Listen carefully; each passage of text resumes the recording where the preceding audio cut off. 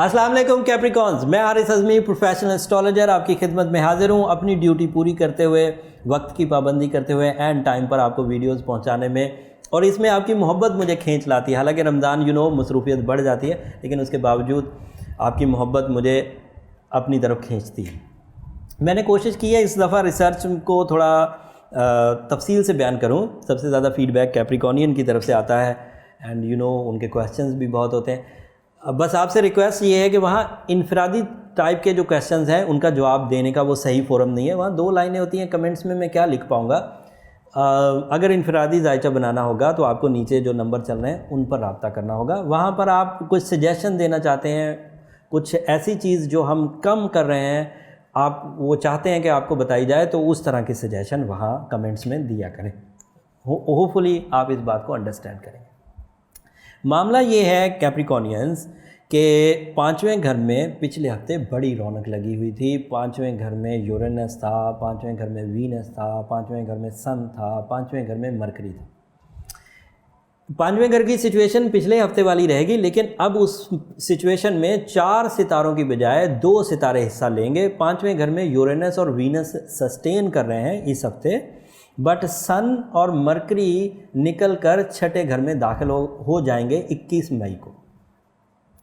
21 मई को जब वो 6ठे घर में दाखिल होंगे तो that is ideal time for physical health. ऐसे कैप्रिकॉनियंस जो बीमारी की कंप्लेन में मुब्तला थे, किसी भी तरह की बीमारी, मोस्टली वो जॉइंट पेन्स एंड हड्डियों से रिलेटेड होगी या स्टमक से रिलेटेड होगी, तो वो रिकवर हो जाएंगे या रिकवरी की तरफ चल पड़ेंगे। अगर कोई सीवियर थी मेडिकल साइंसेज के एतबार से, तो वो रिकवरी की तरफ जाएंगे और आपका इम्यूनिटी लेवल, क़ुव्वत मुदाफ़ियत का जो लेवल है वो बढ़ेगा।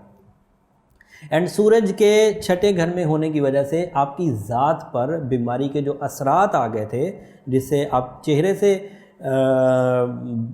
जज हो जाते थे कि आप अपनी सेहत में सही नहीं चल रहे, तंदुरुस्त नहीं है, तवाना नहीं है, तो सूरज के वहाँ आने से आपके चेहरे पर बीमारी के असरात का भी खात्मा होगा।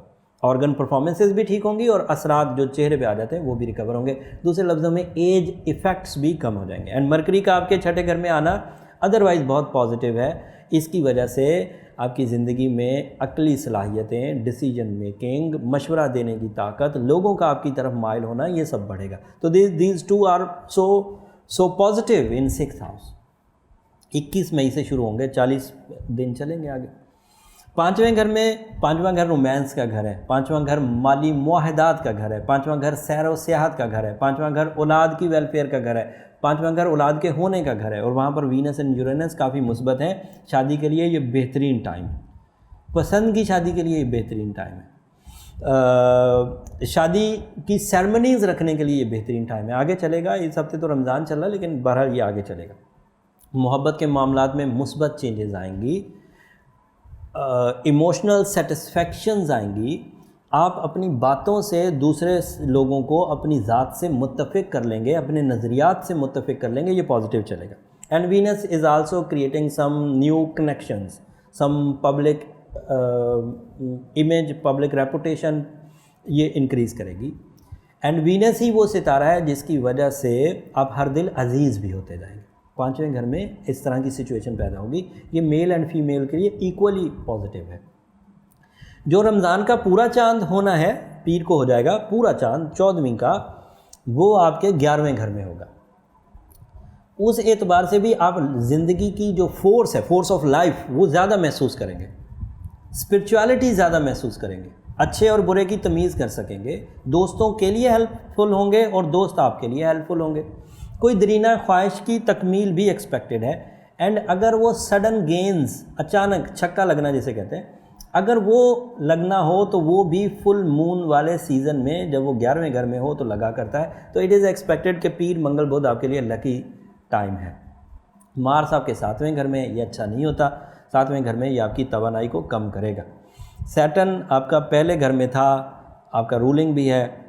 सैटर्न पहले घर में रहता तो आपके लिए साढ़सती वाली सिचुएशन नहीं बननी थी।